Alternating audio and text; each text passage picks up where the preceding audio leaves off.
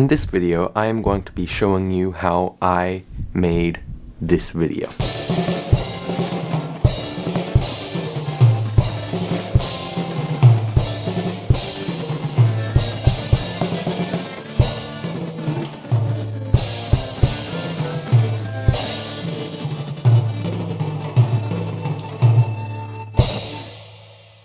Hello everyone, I am Budget Recording, and on this channel I try to help you make your video and audio look better and sound better in videos kind of like this.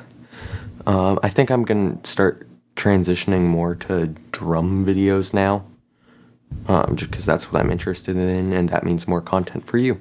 In this first video of how I made this drum cover video of Blue Collar Man, I'm going to be talking about mic positioning and the recording process. So to start with, arguably the most important part of miking drums is the overheads. A stereo spaced pair of SE Electronics SE7s.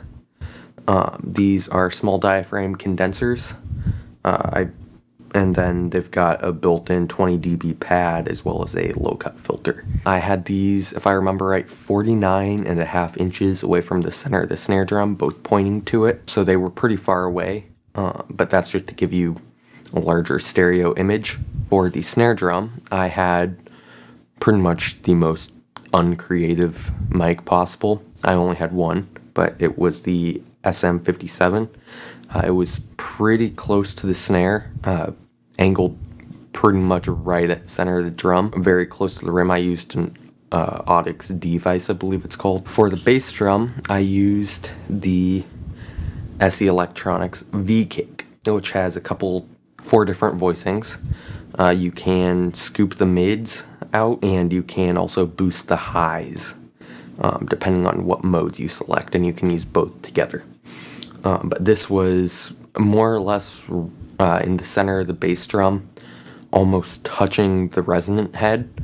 I did not have a porthole on that head, unfortunately, so that's why you didn't get much of the attack of the bass drum, and part of that's also the way I processed it, which I will cover in the next video, so make sure you subscribe to see those and turn on notifications to get notified when I upload that video. I also experimented with a room mic, which was new for me. I've never tried that before, but it got some really good results.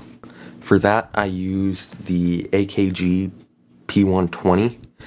This was, I don't know, maybe 15 feet away, pointed away from the drum set, maybe 6 inches to a foot off the ground, and it was pointed at a recycling can. So, I mean, for whatever that's worth, that just picked up the room surprisingly well.